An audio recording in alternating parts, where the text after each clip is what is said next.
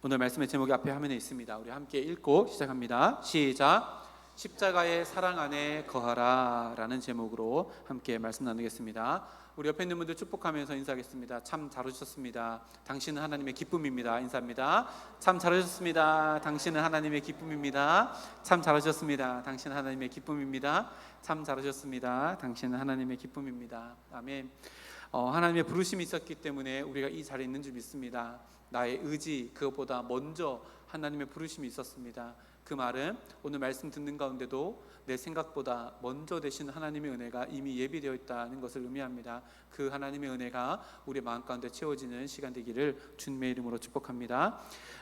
입다 선지자에 대해서, 사사에 대해서 계속해서 살펴보는데요, 아직 입다가 등장하지도 않았습니다. 오늘 말씀에도 입다 선지자가 등장하기 전에 어떠한 상황이 있었는지에 대해서 함께 말씀을 나누는데요, 먼저 살펴봤던 지난주 말씀 속에서는 이스라엘이 계속해서 시대가 지나가면 지나갈수록 무엇인가를 반복하게 되어지는데, 그것이 여호와의 목전에 악을 행함을 계속해서 또다시 반복한다라고 했습니다. 근데 이 반복은 단순히 횟수만의 반복이 아니라 반복하면 할수록 더 넓어지고 그 깊이가 깊어진다 라고, 이렇게 그런 의미를 담고 있다라고 했습니다. 그것이 우상 숭배였고 하나님을 멀리 하게 되어지는 것이 계속해서 반복되어진다라고 이렇게 함께 살펴보았습니다. 그래서 지금 이스라엘 백성들이 우상을 숭배하는 데 있어서 가나안 땅에 있었던 바알과 아세라, 아스타롯을 섬길 뿐만 아니라 자기 나라를 압제했던 민족들의 신들까지도 섬기고 있다라고, 이렇게 지난주 말씀에 함께 살펴보았습니다. 그래서 그 나라들이 무려 7개의 나라였고, 2개는 가나안 땅이었고 나머지 5개는 자기들을 침략했던 나라들이었다라고 이렇게 함께 살펴봤는데요, 사사기에는 패턴이 있습니다. 패턴이 있는데, 평안했다가 그 평안함이 끝나고 나면 이스라엘 백성들이 하나님 목전에 악을 행하게 되어집니다. 그러면 이방 민족들이 쳐들어와 가지고 이스라엘 백성들을 압제합니다. 그리고 그 압제의 시간이 지나다 보면 이스라엘 백성들이 견디다 못해서 하나님을 찾고 울부짖습니다. 그러면 하나님께서 기다렸다는 듯이 사사를 보내셔가지고 이스라엘 백성들을 구원해냅니다. 그리고 또다시 평안이 찾아오고, 그리고 이 패턴을 계속해서 반복하는데요, 사사기에는 이 패턴의 반복이 7번 나옵니다. 그러니까 7나라가 쳐들어와서 계속해서 압제하고 있는 상황인데요, 이 패턴이 계속해서 연결되어집니다.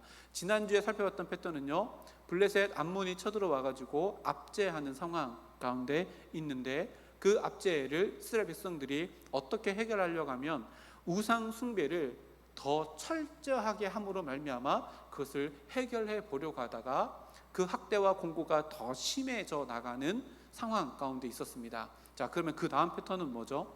하나님께 울부짖는 패턴입니다. 그 패턴이 10절 말씀에 그대로 나오는데요, 10절 말씀에 이스라엘 자손이 여호와께 부르짖어 이르되 라고 하고, 그 패턴이, 사사기 패턴이 계속 연결되어집니다. 근데 그 뒤에 보니까 어떻게 기도하냐면, 우리가 우리 하나님을 버리고 바알을 섬김으로 주께 범죄하였나이다 라고 울부짖습니다. 근데 이 기도 제목이요, 참 괜찮습니다. 그 좀 제대로 된 기도 제목 같습니다. 왜냐하면 하나님을 우리 하나님이라고 부르고요, 하나님께 하나님을 버렸다라고 시인함과 동시에 잘못한 것, 또 바알을 섬겼다, 그래서 주님께 범죄했다라고 이렇게 이야기합니다. 꽤나 진정성 있어 보이는 기도 제목입니다. 우리가 우리 하나님을 버렸다, 여기서 버렸다라고 하는 단어가요, 범죄했다라고 하는 단어가 나오는데, 길을 잘못 갔다 라는 의미입니다. 목표가 빗나갔다라고 하는 의미인데, 지금까지 우리가 잘못된 길을 갔습니다. 우상을 섬기는데 그 나라 우상을 더 열심히 섬기면 해결될 줄 알았는데 그게 아니었습니다 라고 이렇게 고백합니다. 그리고 자신이 하나님이 우리 하나님이라고 이렇게 이야기하며, 하나님이 이 기도를 들어주지 않으면 안 되는 것처럼 또 이렇게 기도를 하며 하나님께 자신의 마음의 진정성을 나타내 보이는 기도의 제목들로 하나님께 나타나 보입니다. 근데 표면적으로는 그렇지요. 사사기에 하나님께 부르짖었다라고 하는 단어가 패턴이기 때문에 계속해서 나옵니다. 근데 이 패턴이 끊어지는 것은 사사기 마지막에 가면 하나님께 부르짖지도 못하는 상황까지 이제 가게 되어지는데요, 이 패턴입니다. 그러니까요, 이것은 진정성이 느껴지기는 하지만 정말로 그럴까? 물음표를 던지게 되어지는 기도라고도 볼 수 있습니다.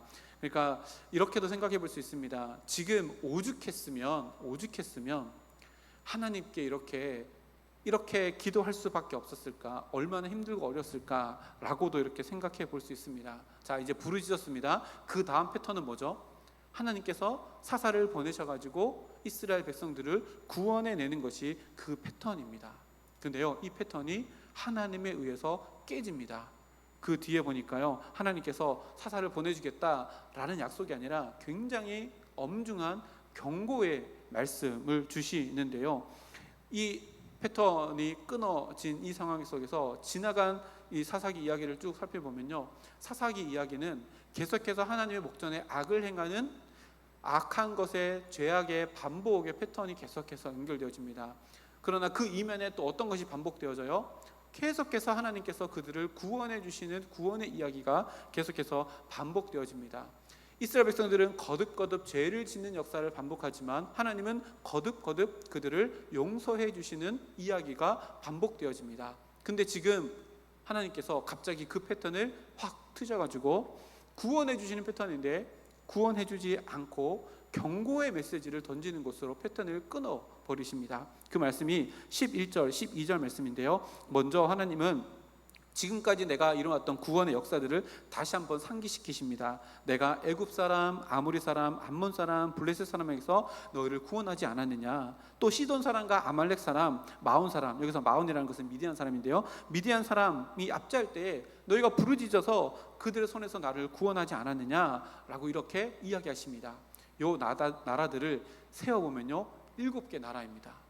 재밌죠? 이스라엘 백성들이 지금 7개의 신을 섬기고 있는데 최소한 7개, 12개의 신을 섬기고 있는데 그 7나라들과 상응하는 7개 나라들을 나열하면서 내가 너희들이 이렇게까지 부르짖었을 때 7번 내가 너희들을 다 구원해 주지 않았느냐라고 하는 구원의 역사를 또다시 짚어주며 이야기합니다.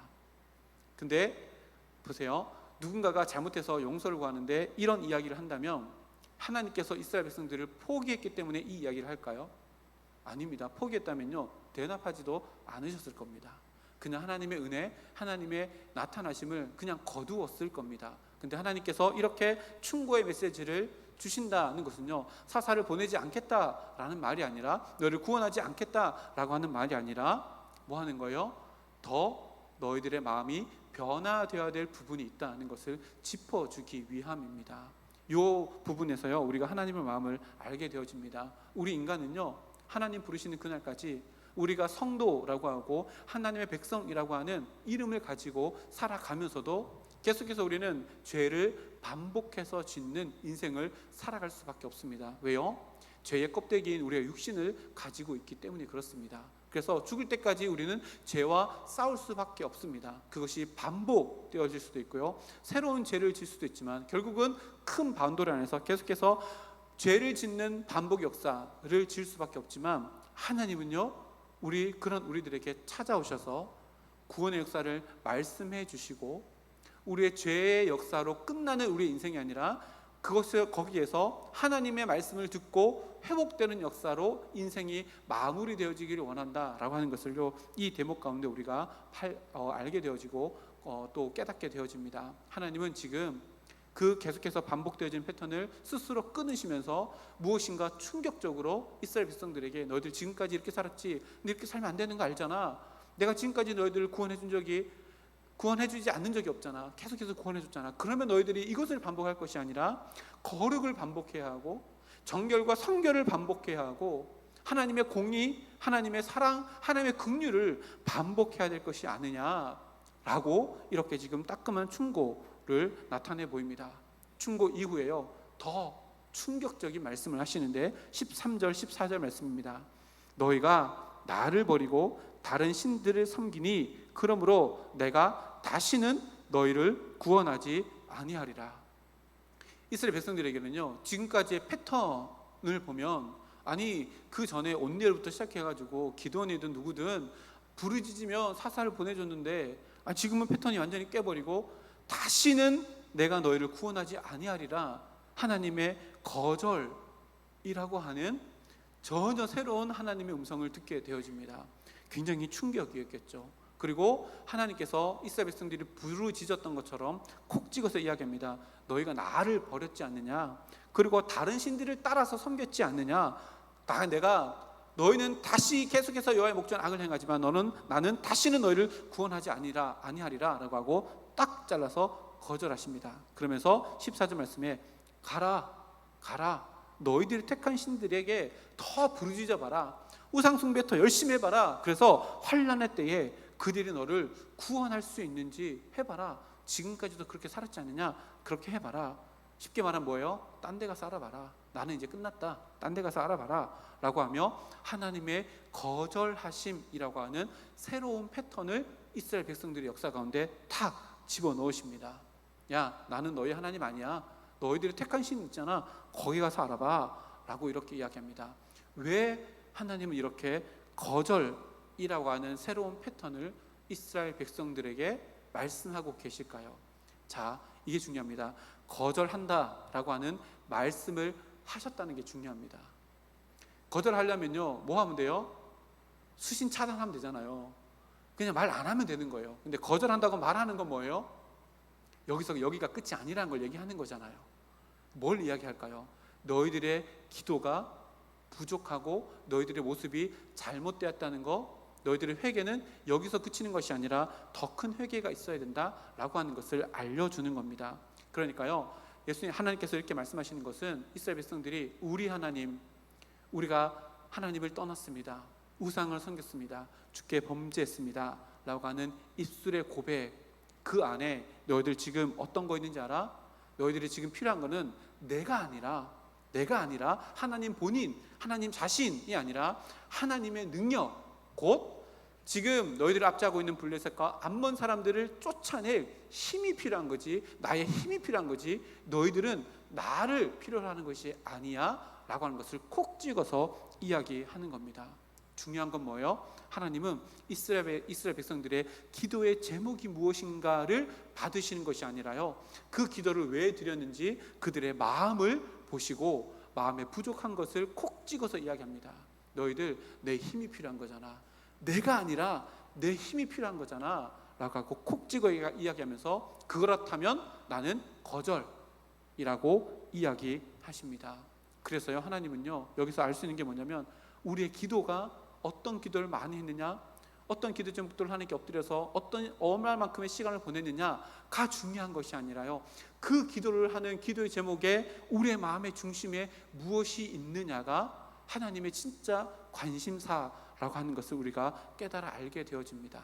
그리고요, 기도했더니 주시되 그럼 오늘도 기도하면 되겠네 라고 하는 이 패턴에 익숙해지는 것이 아니라요, 내 마음의 중심을 하나님께 올려드리는 것에 익숙해져야 한다는 것을 이야기하고 계십니다. 보세요, 계속해서요 부르짖었더니 사사를 보내줍니다. 패턴이죠, 반복이죠. 그랬더니 이스라엘 백성들이 그 패턴 반복에 익숙해집니다. 보세요, 오늘 하루라고 하는 시간이요 매일 반복되어집니다.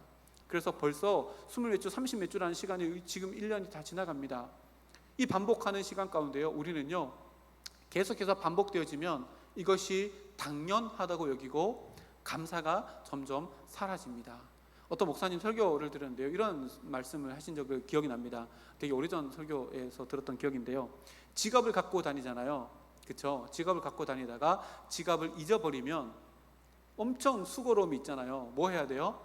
카드 회사 다 전화해가지고 카드 정지시켜야 되고, 뭐 또 잊어버리면 주민등록증 새로 발급받아야 되고 뭐 해야 되잖아요. 그러면 지갑을 잊어버리지 않았을 때 내가 지갑을 가지고 있는 것이 감사의 제목이라는 것이 지갑을 잊어버렸을 때 알게 된다는 거예요. 뭐 하는 거예요? 지금 내가 오늘 살아가는 모든 것들이요 생각하지 않아서 그렇지, 잊어버리지 않아서 그렇지, 그것을 잊어버리고 나면 내 삶의 모든 것이 다 감사의 제목이라는 것을 그제서야 알게 되어진다 라고 이렇게 이야기하는 것을 듣게 되었습니다. 그 목사님이 그 설교하기 전에 지갑을 잊어버렸대요. 그러면서 지갑을 갖고 있는 것이 은혜였구나, 이게 감사의 제목이었구나. 지금 이스라엘 백성들은요 하나님이라고 하는 큰 보험에 들어놓고 계속해서 잘못된 패턴을 해서 살아가다가 부르짖으니까 응답하시되 라고 하는 패턴 안에 너무나도 당연하듯이 하나님의 은혜를 받아 누렸지만 이것이 당연한 것이 아니라고 하나님의 거절하심으로 말미암아 이것이 진짜 은혜였다고 이스라엘 백성들에게 충격 요법을 주는 겁니다. 그랬더니요, 이스라엘 백성들이 어떻게 됐을까요? 바뀝니다. 어떻게 바뀔까요? 이 내 마음 입술로만 하는 게 아니라 내 마음의 중심을 보시는구나. 그럼 내가 뭘 해야 되지? 뭘 바뀌어야 되지? 질문을 하게 되죠. 그래서 기도가 바뀝니다. 그래서요, 회개가 어떻게 바뀌냐면 15절부터 16절까지인데요 15절 보니까 이스라엘 자손이 여호와께 여쭈되 우리가 범죄하였사오니 주께서 보시기에 좋을 대로 우리에게 행하시려니와. 이게요, 엄청 큰 기도의 제목의 변화입니다. 보십시오. 주님께 뭐 해요? 엽주어 이르되, 하나님께 질문한 겁니다. 하나님 질문합니다. 우리가 범죄했지요. 우리가 이런 거 원하지만 그것보다 먼저 하나님께서 좋으실 대로 우리에게 행하십시오. 이게 뭐예요? 기도가 바뀌었잖아요. 하나님, 우리가 범죄했습니다. 우리를 도와주십시오.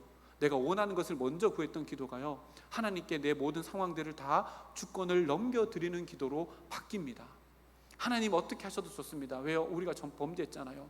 하나님 하시는 대로 우리에게 하십시오 라고 하고 먼저 기도한 이후에 그 다음에 그러나 하나님 오늘 우리를 건져주십시오 라고 하고 마음의 중심이 바뀌어서 간구함이 하나님께 올려드립니다. 그러니까 먼저 하나님의 주권을 인정하고 그 다음에 나는 이런 거 원해요.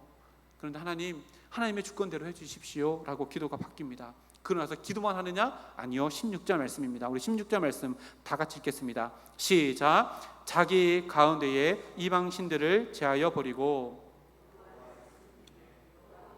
이스라엘의 공고로 말미암아 마음에 근심하시니라. 아멘. 보니까요, 맨 처음에 말만 했거든요. 근데 지금 뭐 하냐면 자기 가운데 이방신들을 제하여 버리고 이방신들을 다 부서뜨리고 산당을 부서뜨리고 없애버립니다. 그리고 여호와를 섬기면서 하나님께 기도합니다. 뭐 하는 거예요? 회개를 입술로만 한 것이 아니라 자기의 삶 가운데 결단하여서 잘라내 버릴 것을 잘라내 버리고 무너뜨려야 될 것을 무너뜨리고 하나님께 기도합니다. 이전의 기도와는 다르죠. 근데 그 사이에 뭐가 있었어요? 하나님의 충격 요법이 있었습니다. 하나님의 거절하심, 패턴을 깨부시는 그 거절하심이 있었습니다. 이것이 하나님의 은혜라는 것이 여기에서 드러납니다. 기도의 내용이 바뀌고요, 기도하는 마음이 바뀌고요, 그리고 하나님께 기도할 때에 내 것을 원하는 것이 먼저가 아니라 하나님의 뜻대로 하십시오 라고 먼저 기도한 이후에 자기의 삶 속에 기도한 대로 삶이 변화되어지는 삶으로 하나님께 살아가는 삶의 제사를 드림으로 완전히 바뀝니다. 그래서 이 기도는요, 피상적인 기도가 아닙니다. 그냥 공중에 떠오르는 그런 기도가 아니라요, 삶을 담는 기도로 바뀌어져 나갔다는 것을 알게 되어집니다. 이것이요, 진짜 기도입니다. 이것이 진짜 기도입니다. 하나님은요, 우리 연약함을 다 아십니다. 우리의 부족함도 다 아십니다. 우리 마음 가운데 더럽고 추악한 만물에 찢기보다 못한 우리의 마음을 가지고 있는 것도 하나님께서 다 아십니다. 다 아는 하나님 앞에 우리가 어떤 가면을 쓸 수 있어요? 어떤 가장을 할 수 있어요? 무엇을 숨길 수 있을까요? 아니요. 그 모든 것들을 다 드러내시기를 원하시는 것이 하나님의 마음이고요, 그 자리에서부터 내 마음의 중심이 변화되어지고 내 삶이 변화되어지는 회개의 열매를 가지고 하나님께 엎드릴 때에 우리의 삶이 먼저 변화되어지고 그 다음에 하나님의 응답이 찾아오게 되어집니다. 근데요, 16절 말씀에 더 놀라운 말씀이 있는데요, 하나님께서 마지막에 보니까 마음에 근심하셨다라고 이렇게 나옵니다. 하나님 마음에 근심하셨대요. 하나님의 마음에 근심하셨다. 요 근심하셨다라고 하는 것이 원어 의미로 보면요, 마음이 짧다라는 의미가 있는데요, 이게 무슨 말이냐면 인내심이 이제 한계에 다다랐다 라고 하는 것을 의미합니다. 다시 말하면 하나님의 마음의 인계가 이제 완전히 다다랐다라고 하는 것인데요, 그 앞에 보니까 뭐라고 기록되냐면 여호와를 섬김의 16절 하반절에 여호와께서 이스라엘의 곤고로 말미암아 마음에 근심하니라 라고 기록합니다. 이게 너무 아이러니합니다. 이스라엘의 기도로 말미암아가 아닙니다. 이스라엘의 곤고로 말미암아입니다. 뭐예요? 하나님은요, 이스라엘 백성들의 기도에 따라 움직인 것이 아니라 하나님의 사랑의 본성, 사랑 때문에 이스라엘 백성들이 힘들어하는 그 공고함 때문에 하나님께서 인내에 다다라서 하나님의 사랑을 베풀 수밖에 없게 되었다라고 이렇게 얘기합니다. 그러면 우리의 기도가 잘못됐냐? 그건 아니죠. 왜요? 하나님께서 진짜 거절하시면서도 원하시는 것이 뭐냐면 이스라엘 백성들의 마음이 변화되어지고 삶이 변화되어지는 것이기 때문에 그렇습니다. 그렇게 변화된 마음으로 여전히 공고함 가운데, 압제한 가운데 있기 때문에 하나님의 마음이 근심되어지고 인내의 끝이 다다라서 이제는 더 이상 참을 수 없어서 내가 긍휼 사랑을 내보내야겠다라고 이렇게 이야기하고 계시는 겁니다. 하나님의 사랑이요 이렇게 무궁무진합니다. 하나님은 두 가지 속성이 있지요. 에덴 동산에서도 마찬가지입니다. 생명을 알게 하는 나무 열매, 영생하는 나무 열매도 먹게 하신 것은요 하나님의 무조건적인 사랑을 이야기합니다. 근데요 먹지 말라라고 하신 선악을 알게 하는 나무 열매 먹지 마라고 하는 것은요 하나님의 공의를 이야기합니다. 하나님의 공의는요 지켜야 하는 조건이 있지만 생명을 알게 하는 나무, 영생하는 나무 열매는요 조건이 없이 먹어도 됩니다. 그래서 하나님의 사랑은요, 하나님의 속성은요 조건이 있는 공의, 무조건적인 사랑, 이 두 가지가 하나로 있고요, 우리가 하나님을 믿는다는 것은요 이 두 가지 사이에 긴장감 가운데 있다는 것을 의미합니다. 하나님의 무조건적인 사랑은요 우리에게 모든 것을 다 내어 보내줍니다. 그러나 이것이요 우리가 마땅한 것으로 받으면 감사함이 없어지고 사라져버려서 하나님을 하나님 되게 하지 못합니다. 하나님의 말씀을 지켜나가야 되는 것도요 없어져 버리면 하나님의 조건에 충만하지 못하기 때문에요 하나님의 백성으로서 살아갈 수도 없게 되어집니다.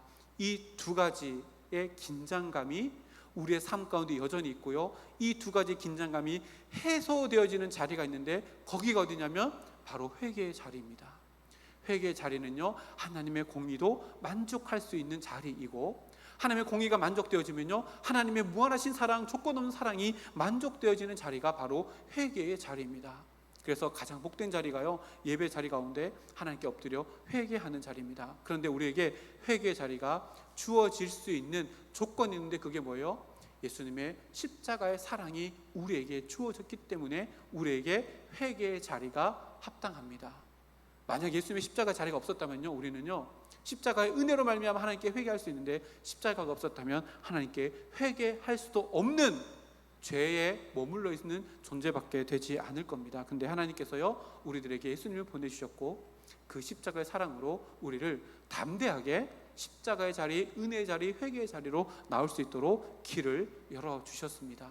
그래서요 십자가 아래에 있는 것이 은혜입니다. 왜요? 하나님의 공의도 만족할 수 있고 하나님의 사랑도 만족할 수 있는 자리가 회개의 자리이기 때문에 그렇습니다.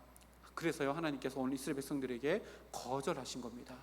진정한 회개의 자리, 공의라고 하는 조건을 맞춰야 되고 사랑이라고 하는 무조건의 긴장감 그 사이에 있는 회개의 자리로 초청하기 위함입니다.